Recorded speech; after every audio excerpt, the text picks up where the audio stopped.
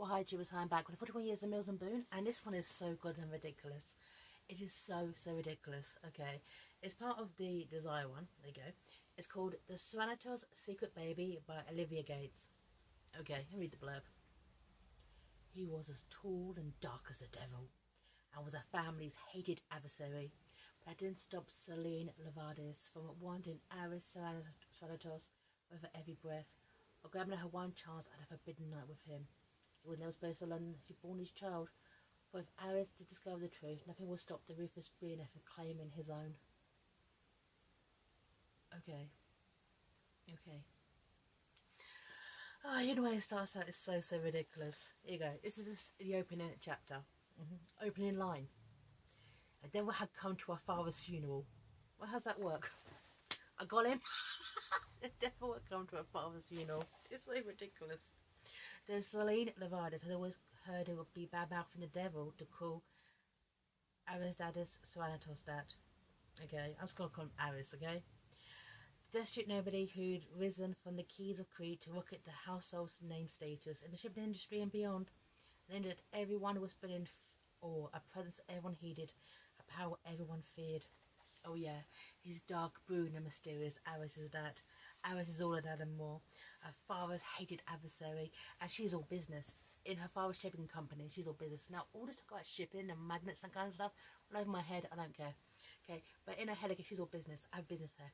Okay, but however, at her father's funeral, she's been a little bit fatigued, and so is Aris, and Aris is going for a mourning period herself because his brother just died recently. Okay, just want to throw that in there. Those two people go to dinner. They're talking about the grief and that kind of stuff, and they hook up. Best way to put it is they hook up. Okay, right. But the thing is this: even with the heat of their passion, okay, heat of passion. Here is Aris. Oh, here you go. Here we go. Right. I don't have protection. Okay. Her heart punched her ribs with elation that he didn't have protection as a mandatory measure. The disappointment that this would force him to put an end to this magical interlude. As you can let it end. Oh, I'm safe. It's the wrong time of the month. Okay? Well, she tells him she's safe. Guess what? She isn't. Okay? So they have magical sex, okay? Which lasts like several days, actually. Okay? And then, you know, she wakes up and she's like, what have I done? What have I done? Okay? And she creeps out. Okay? 2 days later, she wakes up and is like, what have I done? Creeps out. Okay? And her mentality is suddenly, I don't know, what's his dick made of kryptonite? She's so pathetic, this woman. Okay? Right. She creeps out and is upset, okay, that he never contacts her because, why the hell should she? Also, why didn't she just call him? Sorry, you're a big, tough, independent woman, okay, business here. So, why didn't you call him? No, but you're so pathetic. There you go. Right. This bit here. Right. She didn't know what to do, so she had to go. She had to let him know, let him show her where he wanted to go from here. Aris Sarantos showed her alright, not personally but in the national newspaper. Selene read the headlines again. Sarantos leaves states after a brief business visit. That was where she wanted to go from here, away, without even a look back. Right. Fool. How had she ever thought it could end any other way? She never wanted to, but why? Pathetic. You're supposed to be a big, tough businesswoman, you're pretending to be, but you're not. Right. And then, later on, almost 2 years later, Sarantos tells about her doorstep, okay? They're still rivals in the business world. And, of course, in that time, okay, she's born a son. And even though, okay, she's all business, the fact is, okay, she's literally under, like, the thing, okay, of her brothers who actually run the shipping their company, okay? And as a whole, kind of, the men are in charge and the women are not. She's in all business, after all. Oh, no, not this woman, not this woman. There you go, right. And even Sarantos calls her out on it, okay? Right. You're being a obedient kid sister and doing as your oldest brother's told you to. Right. Her words stopped her mid-turns, gaining him a first direct look. Something quivered in his chest at the electric touch of her gaze. Exhilaration of capturing her attraction, forcing her acknowledgement. Right. Okay. Basically, he's back to basically see her maybe hook up again. Okay? Right. because she's all business. She's so funny. I think it's quite interesting the case is now. Throughout the entire exchange, she called him by his last name, and he actually liked that. And she's like, okay, I never called you Aris, so it was never kind of real, kind of really, really kind of thing. Right. But they basically said, let's spend some more time together. I'm back, come on. What's gonna hit? What's gonna thing? Right. And her attitude is, if I get you right, you're not proposing just any affair. You're negotiating an intimate, purely sexual, and no doubt secret liaison. Well, this is him. It's all we can afford to separate our arrangement from business, to keep the world, starting with your family, from tainting the intensity we share. And our careers are too demanding with schedules that keep us on opposite sides of the globe. But I do whatever it takes so that mine allows many opportunities as possible to be with you. Should I proposed this a year and a half ago, shouldn't let anyone stop me from seeking the pleasures of our weekend, prove that we only provide for each other. Right. Yes. Oh, this is honest. He's a really, really busy businessman, okay? You can't really be in a relationship right now because he's so busy. And her attitude is like, well, no, it's like miscommunication between these two assholes. Okay? But then, of course, Aris sees the baby. This bit here. This bit here. This bit here. Right. Right. He sees the baby. The baby notices him. A smile, a 60th blow of unabated glee and eagerness. Aris struggled to feel lungs that felt as if he had collapsed. Before he managed a breath, the baby moved, bent every remaining whisper of air inside his chest, leaving a cage tight around it, night and cold. That's quite a good sentence, I'll give it that. He watched mute, motionless, as that packet of energy and purpose and zeal incarnate, called in his direction, as if in a fast-forward video. He stood there for the first time in over 25 years, unable to think, powerless to act, waiting for another eternity's whims to decide his fate. Right. He knows the baby is his. And he calls her out on it straight away. Absolutely. Right. You didn't tell me. You didn't tell me you had my son. Right. Why should I have told this from Selene? Okay. Right. And it says it's here. Selene Louvardis was the effective attorney she was for nothing. She could weather another shock and deal with any situation on the fly. Why should I have told you? What does it have to do with you? It makes sure it had nothing to do with me. Okay? Right. Isn't Sarantos, if you want, this might have repercussions for you, don't. But consolation, lovemaking, after I assured you I was safe, it wasn't. And in fact, in the hormonal mess losing my father will cause. You didn't fake the check just to make sure, and I wasn't about to check with you to make it was okay with you if I had Alex. Sure, if you'd known, you wouldn't have wanted him. I'm the one who did, who decided to have him, so he's mine and mine alone. End of story. Bitch. He's mine and mine alone. He's mine and mine alone, yeah. Okay? Because I didn't tell you I had your baby, okay? But you probably wanted him anyway, okay? So I tell you, because he didn't call to check up. Because even though I'm a tough, apparently a tough businesswoman and an attorney and all that, okay? I'm weak when it comes to relationships. Right. Right.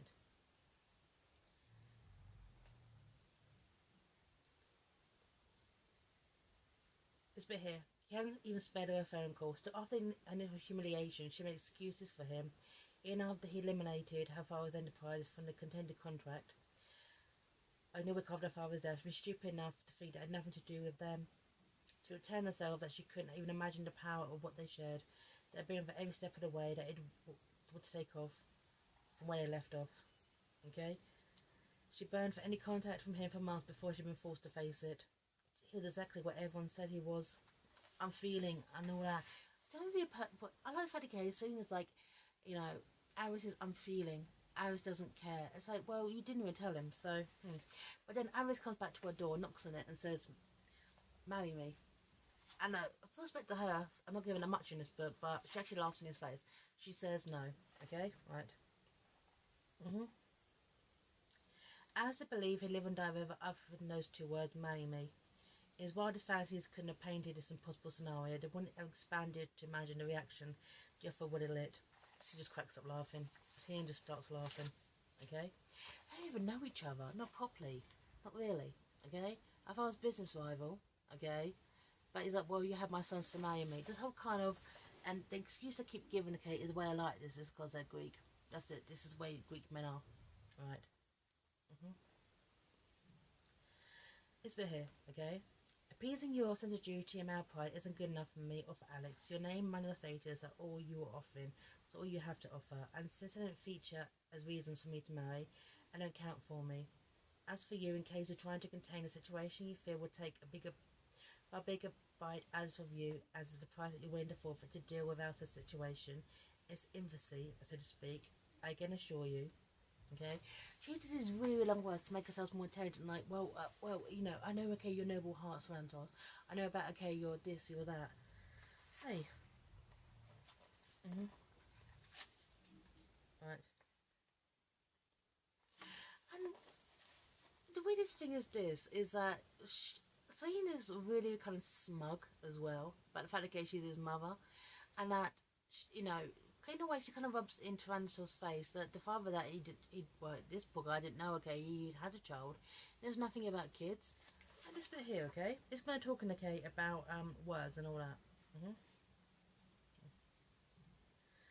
Right. He hasn't really said anything yet. Selene heard her voice trembling, not real words anyway. Aris' eyes moved to her distinctly. Too early? She coughed her incredulity. You know nothing about kids for real, do you? Right. Well, whose fault's that? Who faults is that? But the thing is, they decide to go away together, kind of spend some time together, kind of see if it works. They getting along well, even though they're all business. Selene thinks, the end thinks, okay, that Aris is basically using her to get information for her company, okay? And the whole issue, okay, of the baby's name, too, okay? Right. Right. Right. But in the end of, she's thinking, maybe we can try, okay, this co-parenting malarkey, okay? Here's a bit here. Right. She will call him the first thing in the morning, tell him she wasn't continuing this experiment. If he wanted to continue to see Alex, they'll come to an arrangement. The arrangement works in a couple of years' time. If he lasted that long and proved to be a constant and positive presence in his life, they will discuss making Alex his legally.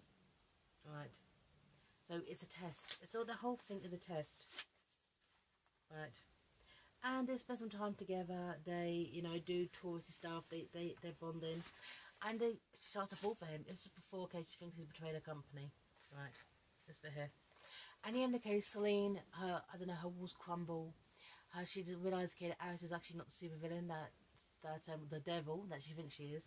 And she even says, because it's so important in her culture. Okay? Right. You can give Alex your name. He snapped at her as if he shot him. Right. You want Alex to be Alexandros Sarantos. His voice shook. She could only nod again.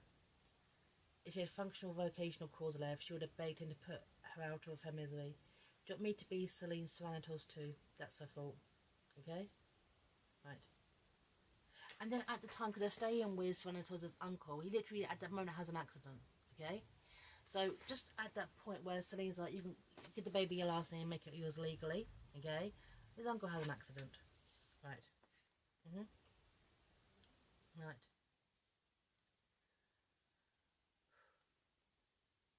This bit here. Right. When you said you would let me give Alex my name, did you only mean that?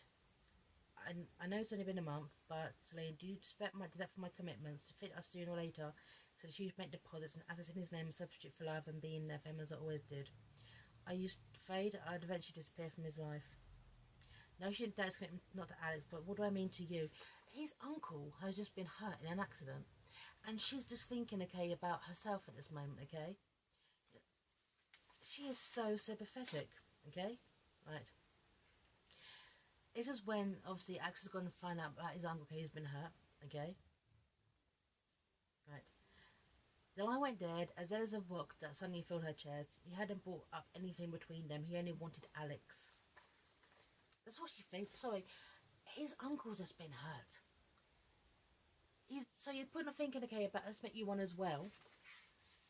It's ridiculous. It's absolutely ridiculous. Right.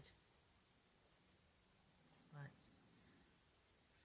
But the thing is, they have a misunderstanding because it's all business.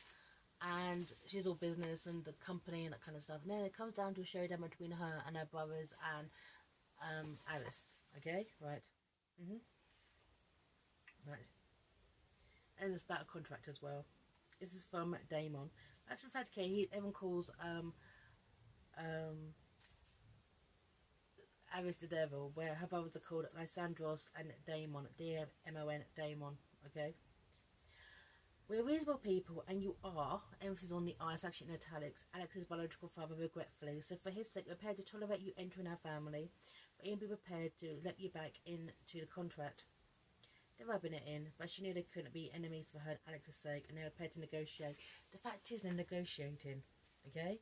They are negotiating him entering the family. What, like a dowry, a bride price? Okay? Right. You know, essentially what you've got to, like, yield to us if you want to come into our family because you're our nephew's biological thing. Basically, they're old money. Again, he's new money. They don't like that. Okay?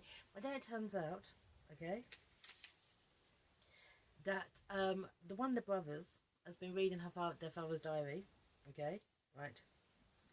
Actually, the reason liked Sarantos to begin with. Okay? Right. This is from Selene's dad. Okay?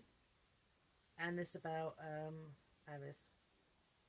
He felt you were becoming more detached and ruthless as the year went by. He felt he was sort of your surrogate father, but it was his role to keep you in check, to steer you away from the abyss of leaving humanity totally behind. And while we were totally in the dark about it, he was also aware of Selene's attraction to you, thought he could shape you up into a man he could accept for his daughter. So the whole time, the father, okay, the devil the devil was being shaped up to be Selene's husband to start with. How screwed up is that? But the fact is, okay, it's all about money with this family, okay? And the fact is, they basically, right, take half of Sarantos' fortune, okay, for Selene's hand. And in the end, Sarantos just throws it at them. Because, oh, and it's 28 billion. Sorry. My fortune is more than 24 billion. Oh, sorry, no, it's actually, it's fortune's 50 billion. Here you go. Right. They want, her brothers want 12 billion. And that is 24 billion. In the end, he just gives it to them. And obviously, they're not going to accept it. That's just bullshit. This is a company. I don't know what really happened. Basically, Selene and Aris come and get married and that kind of stuff after he says, you can take my entire company because it's worth more than me. What was that, the test? It's crap. This book is just terrible. Sarantos' secret baby. Two people should not be together. Selene's a terrible person. Aris is, I think in some respects, just as bad. And I'm signing off here. It's by Olivia Gates. I don't recommend it. It's goddamn terrible, okay? These two people do terrible things. And Selene's just the worst. And her family's just the worst, you know. Until you give us your fortune, okay, you can't have the hand of our younger sister because we're Greek. What bullshit is this? Sign off here. 41 years in Muslim Boon. Bye now.